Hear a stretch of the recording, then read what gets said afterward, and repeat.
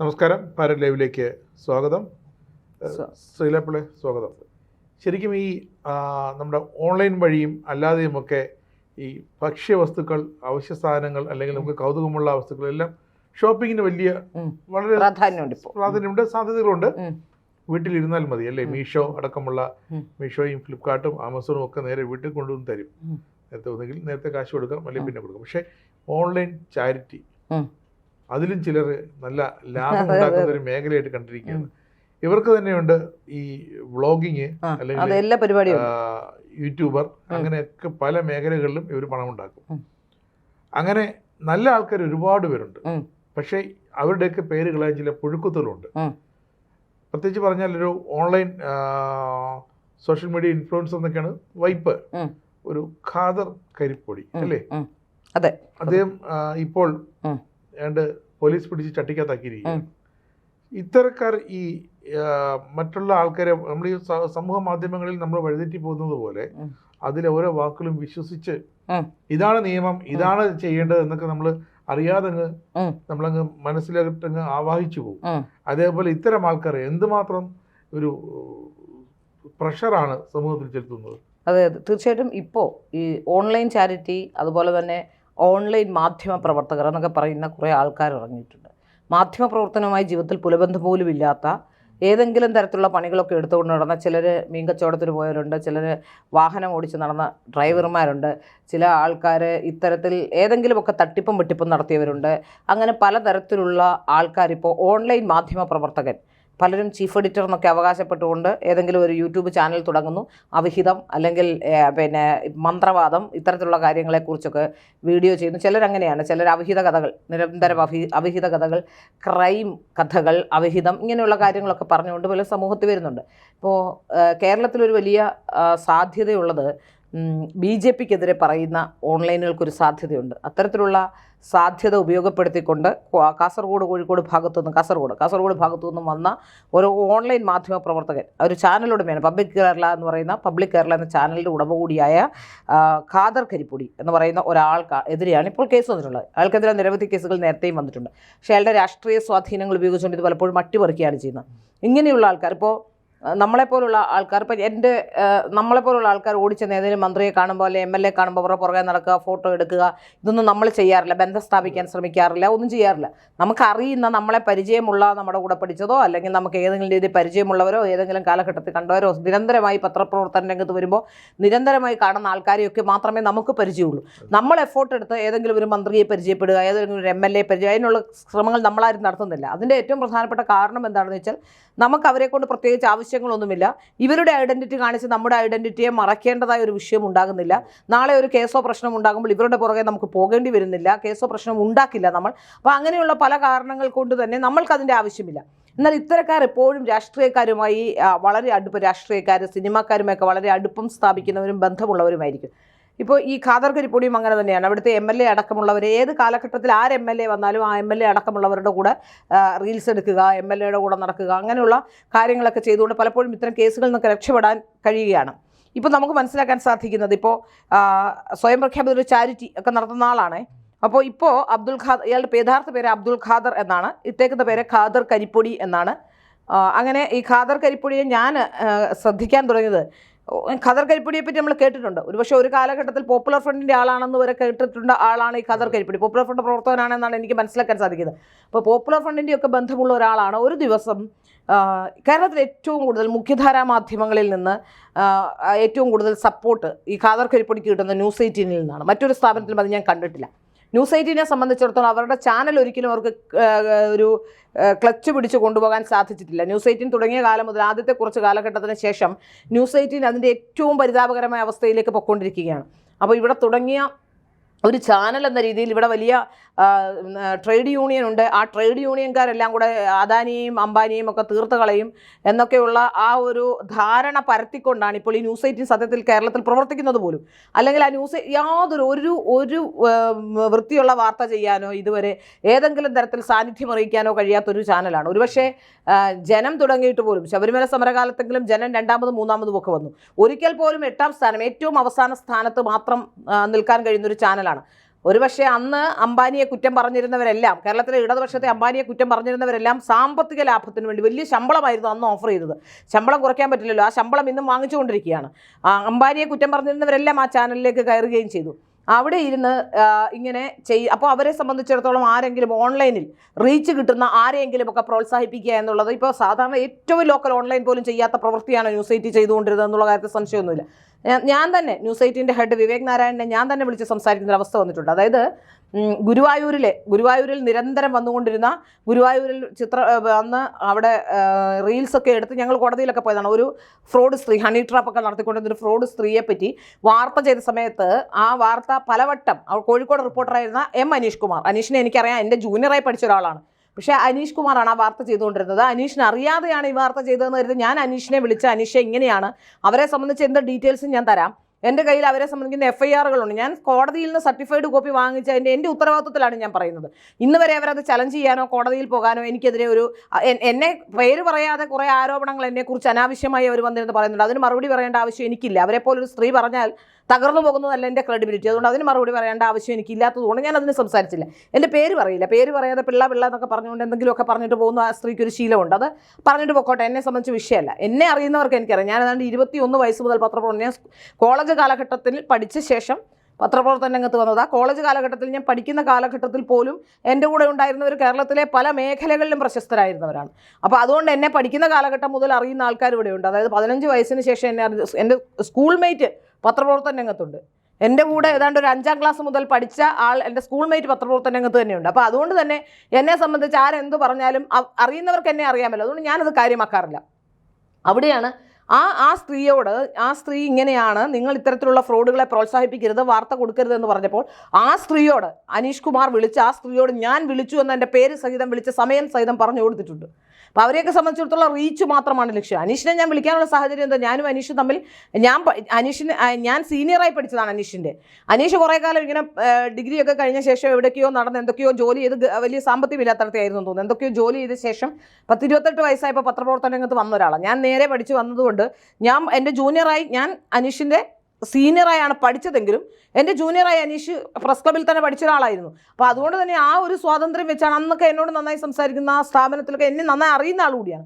പക്ഷെ അപ്പോൾ ആ തരത്തിൽ എന്നെ ആക്രമിച്ചോളാൻ പറഞ്ഞൊരു പക്ഷേ അനീഷായിരിക്കും ആവശ്യമില്ലാത്ത തോന്നിയാസൊക്കെ പറഞ്ഞു കൊടുത്തത്. കാരണം ന്യൂസ് 18 ബന്ധപ്പെട്ട ചില വിഷയങ്ങൾ എനിക്ക് അന്ന് ന്യൂസ് 18 ചില തൊഴിലാളി തർക്കവുമായി ബന്ധപ്പെട്ട വിഷയങ്ങളൊക്കെ ഉണ്ടായിരുന്നു. അപ്പോൾ എന്തായാലും അനീഷ് പറഞ്ഞു കൊടുത്താണോ, പറഞ്ഞു കൊടുത്തതല്ലയോ, ഇനി അവരെവിടുന്നെങ്കിലും ആവശ്യമില്ലാത്ത തോന്നിയാസങ്ങളൊക്കെ പറഞ്ഞു, അവർ ഒരു ബന്ധവുമില്ലാത്ത കാര്യങ്ങൾ, യാതൊരു ബന്ധവുമില്ലാത്ത ഒരുപാട് കാര്യങ്ങൾ പറയുകയും ഞാൻ കൊലപാതക കേസിൽ പ്രതിയാണെന്ന് വരെ പറയുന്ന സാഹചര്യത്തിലേക്ക് വരെ കാര്യങ്ങളുണ്ട്. അതുകൊണ്ട് ഞാനതിനൊന്നും മറുപടി പറയാം. പക്ഷേ അന്നും ഈ ന്യൂസ് 18 അവരെ പ്രോത്സാഹിപ്പിച്ചുകൊണ്ടിരുന്നത്. അവരെ പ്രോത്സാഹിപ്പിച്ചെന്ന അവർ തന്നെയാണ് ഈ ഖാദർ കരിപ്പൊടി, കോഴിക്കോട് ഭാഗത്തു നിന്നുള്ള ആളാണ്. ഈ അനീഷ് കുമാർ തന്നെ ആയിരിക്കും ഒരു പക്ഷേ ഈ ഖാദർ കരിപ്പൊടിയെ സോഷ്യൽ മീഡിയ ഇൻഫ്ലുവൻസർ എന്ന രീതിയിൽ മാധ്യമങ്ങൾ പരിചയപ്പെടുത്തി. ഇതിന് മുമ്പ് തന്നെ ഇപ്പോൾ വന്നിട്ടുള്ള കേസ് നരഹത്യ കേസാണ്. അതായത് അയാളുടെ ഖാദർ കരിപ്പൊടിക്കെതിരെ കുറ്റകരമായ മനഃപൂർവ്വമുള്ള നരഹത്യ നടത്താനുള്ള ശ്രമത്തിലടക്കം കേസെടുത്തിട്ടുണ്ടെന്നാണ് ഞാൻ മനസ്സിലാക്കുന്നത്. കാസർഗോഡ് സ്വദേശിയാണ്. കാസർഗോഡ് പള്ളിക്കര സ്വദേശിയെ പേനാക്കത്തിയും ഇന്റർലോക്ക് കല്ലും ഉപയോഗിച്ച് ആക്രമിക്കുകയും ഗുരുതരമായി പരിക്കേൽക്കുകയും ചെയ്തതിൻ്റെ അടിസ്ഥാനത്തിലാണ് ഇപ്പോൾ കേസ് ചാർജ് ചെയ്തിരിക്കുന്നത്. നിലവിൽ ഇയാൾ ഇപ്പോൾ ഒളിവിലാണ് എന്നാണ് ലഭിക്കുന്ന സൂചന. ഓൺലൈൻ ഇൻഫ്ലുവൻസുമാരെ എല്ലാം കൂട്ടുപിടിച്ചുകൊണ്ടൊരു സംഘടന, KIC എന്ന് പറയുന്നൊരു സംഘടനയും ഇയാൾ രൂപീകരിച്ചിട്ടുണ്ട്. ഇതിൻ്റെ പ്രസിഡൻറ്റും ഇയാൾ തന്നെയാണ്. അപ്പോൾ ഓൺലൈൻ ഇൻഫ്ലുവൻസ്, അതായത് ഈ ഓൺലൈൻകാർക്കൊരു സ്വഭാവമുണ്ട്, ഇവർ ഒരുമിച്ചങ്ങ് നിന്ന് കഴിഞ്ഞാൽ ഏത് തോന്നിവാസത്തെയും ഇല്ലാതാക്കാൻ കഴിയും. കാരണം 90-95 ഓൺലൈൻ ഉണ്ടെന്നാണ് എനിക്ക് മനസ്സിലാക്കാൻ സാധിക്കുന്നത്. അപ്പോൾ എല്ലാവരും ഏതെങ്കിലും തരത്തിലുള്ള പ്രശ്നങ്ങളുള്ളവരായിരിക്കും. ഓൺലൈൻ മാധ്യമ പ്രവർത്തനം എന്ന് പറയുമ്പോൾ പണം വാങ്ങിക്കാതെ വാർത്ത ചെയ്യുന്ന എത്ര മാധ്യമ സ്ഥാപനങ്ങൾ കേരളത്തിലുണ്ട് എന്നുള്ളതാണ് ഏറ്റവും പ്രധാനപ്പെട്ട കാര്യം. ഇവരെല്ലാം പണം കൊടുത്താൽ എങ്ങോട്ടും പറയുന്നവരാണ് ഈ ഓൺലൈൻ മാധ്യമ പ്രവർത്തകരെന്ന് പറഞ്ഞ് കേരളത്തിൽ നടക്കുന്ന 90% ഓൺലൈൻ മാധ്യമ പ്രവർത്തകരും എന്നുള്ളതാണ് മനസ്സിലാക്കാൻ സാധിക്കുന്നത്. പണം വാങ്ങി വാർത്ത ചെയ്യുകയും ഏതെങ്കിലും ഒരു ഭാഗത്ത് നിന്ന് വാർത്ത ചെയ്യുകയും ചെയ്യുന്നവരാണ്. അല്ല, സത്യസന്ധമായി മാധ്യമപ്രവർത്തനം തൊഴിലായി സ്വീകരിച്ച് മാധ്യമപ്രവർത്തനം നടത്തിക്കൊണ്ടിരുന്ന നമ്മളെപ്പോലുള്ളവരല്ല ഇവരാരും എന്നുള്ളതാണ് ഏറ്റവും പ്രധാനപ്പെട്ട കാര്യം. അപ്പോൾ അതിനുവേണ്ടിയാണ് ഇവരൊരു സംഘടനാ രൂപത്തിലേക്ക് വരുന്നത്. ആ സംഘടനാ രൂപത്തിലേക്ക് വന്നാൽ എന്തെങ്കിലും പ്രശ്നം ഉണ്ടാകും, ഇവർക്കെല്ലാം ഒരുമിച്ച് നിൽക്കാം. അപ്പോൾ അതുകൊണ്ട് തന്നെ ഇയാൾ ഇതിനു മുമ്പും പോലീസുകാരെ ആക്രമിച്ച കേസിൽ, KSEB ഉദ്യോഗസ്ഥന്മാരെ ആക്രമിച്ച കേസിൽ, അങ്ങനെയുള്ള കേസുകളിലൊക്കെ പ്രതിയായിട്ടുണ്ട്. ഈ കേസുകളൊക്കെ നമുക്കറിയാം. ഇതൊരു അജണ്ടയാണ്. പോപ്പുലർ ഫ്രണ്ടുകാരുടെ അല്ലെങ്കിൽ മാവോയിസ്റ്റുകളൊക്കെ ആണെങ്കിൽ പറയപ്പെടുന്ന ഇപ്പോൾ പോലീസുകാരെ, ഉദ്യോഗസ്ഥരെയൊക്കെ ആക്രമിക്കാൻ ശ്രമിക്കുന്നവരാണ്. അപ്പോൾ ഇതിൽ നിന്ന് ഇവരുടെ നമുക്ക് അവരുടെ ഒരു ഐഡൻറ്റിറ്റി കൃത്യമായി മനസ്സിലാക്കാൻ സാധിക്കും എന്നുള്ളതാണ്. അതായത് ഒരു വ്യവസ്ഥിതിക്കെതിരെ സമരം ചെയ്യുകയും പാവങ്ങൾക്ക് എന്ന് പറഞ്ഞുകൊണ്ട് വ്യവസ്ഥിതിക്കെതിരെ ഇവർ സമരം ചെയ്യുന്നവരാണ്. നക്സലുകളെ പോലെ നക്സലുകൾ കാണിക്കുന്നത് എന്താണ്? ഇപ്പോൾ വനം വകുപ്പിന്റെ രേഖകളെല്ലാം തീയിട്ട് നശിപ്പിക്കുക. ആർക്കാണ് ഗുണം? വനം വകുപ്പിൽ എന്തെങ്കിലും രേഖയുണ്ടെങ്കിൽ ആ രേഖ വനം വകുപ്പ് ഓഫീസ് തീയിട്ട് നശിപ്പിച്ചാൽ ഈ പാവങ്ങൾക്ക് ഗുണം കിട്ടുമോ? തീർച്ചയായിട്ടും ഇല്ല. അതൊരു വ്യവസ്ഥിതിക്കെതിരെ പൊരുതാനും അവർക്ക് അധികാരം പിടിച്ചെടുക്കാനും അവരുടെ കാര്യങ്ങൾ നേടാനും മാത്രമുള്ള ആൾക്കാരാണ് ഈ നക്സലുകളാണെങ്കിലും മാവോയിസ്റ്റുകളാണെങ്കിലും ഇവരെല്ലാം ചെയ്യുന്ന ഇതാണ്. സായുധ കലാപത്തിലൂടെ വിപ്ലവം സൃഷ്ടിക്കുക എന്നുള്ളതല്ലല്ലോ ചെയ്യേണ്ടത്. സായുധ കലാപമല്ലല്ലോ. നമ്മൾ ജനാധിപത്യ മാർഗത്തിലൂടെ ജീവിക്കുന്ന ഒരു സംസ്ഥാനത്ത് ജനാധിപത്യ മാർഗത്തിലൂടെയാണ് കാര്യങ്ങൾ നീക്കേണ്ടത്. ഇതിനു മുമ്പും ഇയാൾ ഈ പറയപ്പെടുന്ന ഖാദർ കരിപ്പൊടി ഈ ന്യൂസ് 18 അടക്കം ചർച്ചകളിലിരിക്കുമ്പോഴും ഇയാൾ നിരവധി കേസുകൾ പ്രതിയാണ്. അതായത് കാസർഗോഡ് തന്നെ ക്രൈം നമ്പർ 618, ക്രൈം നമ്പർ 803/18, അതായത് 2018 മുതൽ കേസുകൾ പ്രതിയാണ്. അടുത്തത് കാസർഗോഡ് തന്നെയുള്ള 780/19 കേസിൽ പ്രതിയാണ്.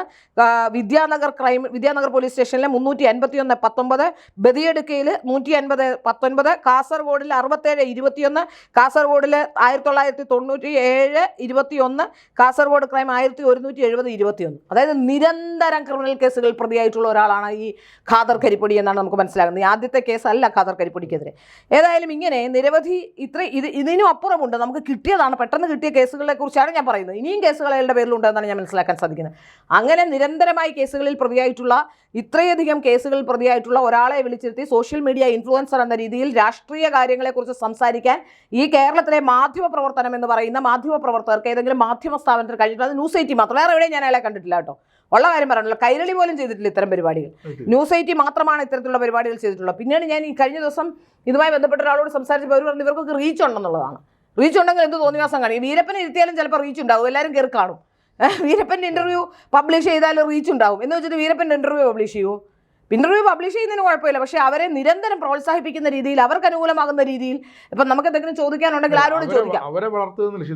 അവരെ വളർത്തുക എന്ന ലക്ഷ്യത്തോടെ പ്രവർത്തിക്കുന്നതിൽ യാതൊരു ധാർമ്മികതയില്ല. മാധ്യമ പ്രവർത്തനത്തിൻ്റെ എത്തിക്സ് പോലും ഇല്ലാതെ പ്രവർത്തിക്കുന്നു എന്നുള്ളതാണ് അതിൽ ഏറ്റവും പ്രധാനപ്പെട്ട കാര്യം. അപ്പോൾ ഇത്തരത്തിലുള്ള കേസുകൾ നിരന്തരമായി ഉണ്ടാക്കിയിട്ടുള്ള ഒരു ക്രിമിനലിനെയാണ് ഇവർ ഇത്രയും കാലം പ്രോത്സാഹിപ്പിച്ചുകൊണ്ടിരുന്നത്. കേരളത്തിലെ ഓൺലൈൻ മാധ്യമ പ്രവർത്തകർ 90% ചെയ്തുകൊണ്ടിരിക്കുന്നത് ക്രിമിനലുകളെ വളർത്തുക എന്നുള്ളതാണ്. സത്യത്തിൽ ചെയ്തുകൊണ്ടിരിക്കുന്ന ക്രിമിനലുകളെയും ഇത്തരത്തിൽ മയക്കുമരുന്ന്, കഞ്ചാവ്, ഇത്തരത്തിലുള്ള കാര്യങ്ങളൊക്കെ ചെയ്തുകൊണ്ടിരിക്കുന്നത്. അതായത് മാധ്യമ പ്രവർത്തനത്തിൻ്റെ എത്തിക്സ് തന്നെ നഷ്ടപ്പെട്ടിരിക്കുന്ന ഒരു അവസ്ഥയാണുള്ളത്. അങ്ങനെയുള്ളിടത്താണ് ഈ പബ്ലിക് കേരള എന്ന് പറയുന്ന ചാനലുമായി ഇയാൾ വരുന്നത്. ഇയാൾ സംഘടന ഉണ്ടാക്കുന്നത്, സംഘടനാ രൂപം പ്രാപിച്ചുകൊണ്ട് ആൾക്കാരെ ഒരുമിച്ച് ചേർക്കുന്നത്, ഇപ്പോൾ കേസിൽ പ്രതിയാകുന്നു. ഇപ്പോൾ ഞാൻ 2 വിഷ്വൽസ് ഇതിൻ്റെ കൂടെ ഇൻക്ലൂഡ് ചെയ്യുന്നുണ്ട്. ഈ വാർത്തയോടൊപ്പം വിഷ്വൽസ് കൂടി നമുക്ക് കൊടുക്കാൻ കഴിയും. അവിടുത്തെ MLA കൂടെ അയാൾ നടന്ന് റീൽസ് എടുക്കുന്ന വിഷ്വൽസ് ആലോചിച്ച് നോക്കൂ. രമേശ് ചെന്നിത്തല അടക്കമുള്ളവരുമായി നല്ല ബന്ധമുള്ള ആളാണ് ഇയാളെന്നാണ് ഞാൻ മനസ്സിലാക്കുന്നത്. അപ്പോൾ തീർച്ചയായിട്ടും ഇപ്പോൾ FIR ഇത്രയുമധികം കേസുകൾ പ്രതിയായിരിക്കുന്നു, ഇത്രയധികം കേസുകൾ ഉണ്ടായിരിക്കുന്നു. ഈ കേസുകളിൽ സത്യത്തിൽ കാപ്പ ചുമത്തേണ്ട പ്രതി ഇപ്പോൾ ഇയാളാണ്, അല്ലാതെ സുഗതനല്ല കാപ്പ ചുമത്തേണ്ട പ്രതി. പോലീസ് സ്റ്റേഷൻ ഉപരോധം അടക്കമുള്ളവ എടുത്തു വെച്ചുകൊണ്ടാണ് പോലീസ് സ്റ്റേഷൻ ഉപരോധം, ജനാധിപത്യ മാർഗത്തിലൂടെ പോലീസ് സ്റ്റേഷൻ ഉപരോധിച്ച സുഗതനെതിരെ കാപ്പ ചുമത്തുകയും ഇത്തരത്തിലുള്ള ഫ്രോഡുകളെ, ഇത്തരത്തിലുള്ള തെമ്മാടികളെ വെറുതെ വിട്ടിരിക്കുകയുമാണ് ചെയ്തിരിക്കുന്നതെന്നാണ് നമുക്ക് മനസ്സിലാക്കാൻ സാധിക്കുന്നത്. യഥാർത്ഥത്തിൽ കാപ്പ ചുമത്തേണ്ട കേസിലെ ഒരു പ്രതിയാണ് ഇയാൾ. ഇത്തരത്തിലുള്ള ആൾക്കാരെയാണ് മാധ്യമപ്രവർത്തകർ വലിയ ആൾക്കാരാക്കി സോഷ്യൽ മീഡിയ ഇൻഫ്ലുവൻസേഴ്സാക്കി മാറ്റുന്നത് എന്നുള്ളത് ഏറ്റവും പ്രധാനപ്പെട്ട കാര്യമാണ്. ഇനി ഞാൻ നിങ്ങളോടൊരു കാര്യം പറയാം. കേരളത്തിലെ ജനങ്ങളുടെ അറിവിലേക്കാണ് ഞാൻ പറയുന്നത്. നിങ്ങൾ ഒരു മാധ്യമത്തിനും, ഒരു മാധ്യമ പ്രവർത്തകർക്കും 5 പൈസ കൊടുക്കും. വാർത്തയ്ക്ക് പൈസ ആവശ്യമില്ല. നിങ്ങളുടെ പ്രൊമോഷൻ എന്ന രീതിയിൽ മാത്രം നിങ്ങൾക്ക് ആവശ്യമുണ്ടെങ്കിൽ നിങ്ങൾ പ്രൊമോഷൻ നടത്താൻ ഏതെങ്കിലും PR ഏജൻസിക്ക് നൽകുകയാണെങ്കിൽ, നിങ്ങളുടെ PR നടത്താൻ നൽകുകയാണെങ്കിൽ നിങ്ങൾ പണം കൊടുക്കും. PR എന്ന് പറഞ്ഞാൽ പബ്ലിക് റിലേഷൻ ശരിയാക്കാനുള്ള കാര്യമാണ്. അതിൽ നിങ്ങൾ ആർക്കെങ്കിലും പണം കൊടുക്കുന്നത് പോലല്ല, ഏതെങ്കിലും ഏജൻസികൾക്ക് പണം കൊടുക്കുന്ന പോലല്ല. വാർത്താ മാധ്യമങ്ങൾക്ക് പണം കൊടുത്ത് വാർത്ത ചെയ്യരുത്. നിങ്ങളുടെ ഇടയിലേക്ക് പലരും വരും. എനിക്കറിയാം ചില ആൾക്കാരുണ്ട് ഇങ്ങനെ ട്രാവൽ ചെയ്തു പോയി എനിക്ക് വണ്ടിക്കൂലി തന്നാൽ മതി, ചെറിയ പണം തന്നാൽ മതി എന്നൊക്കെ പറഞ്ഞിട്ട് പണം വാങ്ങി വാർത്ത ചെയ്യുന്ന മാധ്യമപ്രവർത്തനം എന്ന അവകാശം അവരാരും മാധ്യമപ്രവർത്തകരല്ല. നിങ്ങൾ മാധ്യമപ്രവർത്തകർ എന്ന രീതിയിൽ നിങ്ങളുടെ അടുത്തേക്ക് വരുന്ന ആൾക്കാരോട് നിങ്ങൾ വേറെ ഏതെങ്കിലും മാധ്യമ സ്ഥാപനത്തിൽ ജോലി ചെയ്തിട്ടുണ്ടോ, നിങ്ങൾ ഏത് മാധ്യമ സ്ഥാപനത്തിലാണ് നേരത്തെ ജോലി ചെയ്തിട്ടുള്ളത്, മാധ്യമപ്രവർത്തനം നിങ്ങൾ പഠിച്ചിട്ടുണ്ടോ?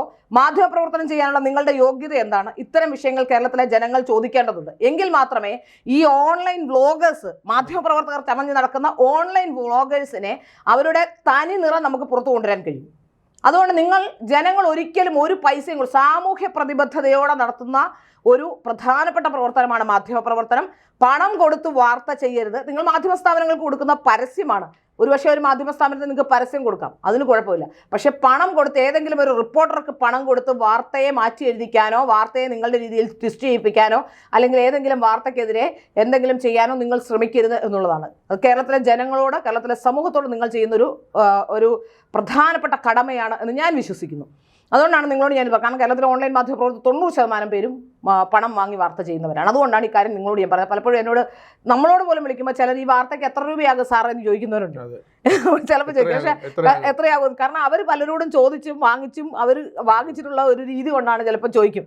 ഞാൻ പറയും, ഒരു പൈസയും ഇല്ല, നിങ്ങൾ വാർത്തയുടെ ഡോക്യുമെൻറ്റ്സും ഡീറ്റെയിൽസും ഉണ്ടെങ്കിൽ വാർത്ത കൊടുക്കാം എന്ന് നമ്മൾ പറയാറുണ്ട്. അതുകൊണ്ടാണ് ഞാൻ പറയുന്നത് ഈ പ്രധാനപ്പെട്ട കാര്യം. ഇതുപോലുള്ള ഈ ഫ്രോഡുകൾക്കെതിരെ ശക്തമായി തന്നെ എല്ലാവരും രംഗത്ത് വരണം.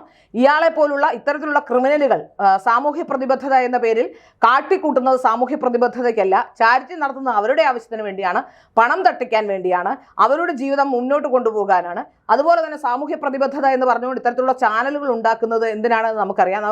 കേരളത്തിലെ ഏറ്റവും പ്രധാനപ്പെട്ട ഒരു ചാനൽ, കേരളത്തിൽ എല്ലാവരും ചർച്ച ചെയ്യുന്ന ഒരു പ്രധാനപ്പെട്ട ചാനൽ മുട്ടിൽ മരമുറി കേസിലെ പ്രതികളുടേതാണ്. അപ്പോൾ കേരളത്തിലെ മാധ്യമപ്രവർത്തനത്തിന്റെ എത്തിക്സ് പോയിരിക്കുന്ന കാര്യത്തിൽ സംശയമേ ഇല്ല. വനംവകുപ്പ് ഒന്നും കൊടുക്കാതെ ഡോക്യുമെന്റ്സ് ഒന്നും പ്രൊഡ്യൂസ് ചെയ്യാതിരിക്കുന്നു എന്നാണ് മനസ്സിലാവുന്നത്. അപ്പോൾ അതിനാണ് ഒരു മാധ്യമപ്രവർത്തനം എന്ന ലേബൽ ഒരു മേലങ്കി അണിഞ്ഞത്. മാധ്യമപ്രവർത്തകരുടെ മേലങ്കി അണിഞ്ഞ 3 തട്ടിപ്പുകാർ നമ്മളുടെ ഇടയിൽ തന്നെയുണ്ട്. യഥാർത്ഥം ഞാൻ നിരന്തരമായി അവർക്കെതിരെ പറയുന്ന ഒരാളാണ് കേട്ടോ. ഞാൻ ഒരിക്കലും അവരെ മാധ്യമപ്രവർത്തകരെ അംഗീകരിക്കില്ല. അവരുടെ ഇല്ല, അത് മിണ്ടുന്നില്ല എന്നുള്ളതാണ്. ഞാൻ ഒരിക്കലും ആ മാധ്യമ സ്ഥാപനത്തിൽ ജോലി ചെയ്യുന്നവരെ ആരെയും നല്ല മാധ്യമപ്രവർത്തകരായി കാണുന്നില്ല, എത്തിക്സ് ഉള്ള മാധ്യമപ്രവർത്തകരായി കാണുന്നില്ല എന്നുള്ളതാണ്. പണത്തിന് വേണ്ടി എന്തും ചെയ്യുന്ന കൂട്ടത്തിലുള്ളവരാണ് അത്തരത്തിലുള്ളവർ എന്ന് മാത്രമേ എനിക്ക് പറയാൻ കഴിയൂ. ഏതായാലും ഈ മാധ്യമപ്രവർത്തകൻ എന്ന ലേബൽ അണിഞ്ഞിട്ടുള്ള ഈ ഫ്രോഡ് ഇപ്പോൾ നിരവധി കേസുകളിൽ പ്രതിയായിട്ടുള്ള ഇയാൾക്കെതിരെ കാപ്പ ചുമത്തേണ്ടതാണെന്ന കാര്യത്തിൽ സംശയമില്ല. തീർച്ചയായും കാപ്പ ചുമത്താനുള്ള നടപടിക്രമങ്ങൾ കേരള പോലീസ് മുന്നോട്ട് കൊണ്ടുപോകണം എന്നുള്ളതാണ് പറയാൻ കഴിയുന്നത്. ഇത്തരത്തിലുള്ളവരെ സാമൂഹ്യ പ്രതിബദ്ധത എന്ന രീതിയിൽ അംഗീകരിക്കുന്ന ചാനലുകളെ പോലും ബഹിഷ്കരിക്കാൻ കേരളത്തിലെ പൊതുസമൂഹം തയ്യാറാകണം.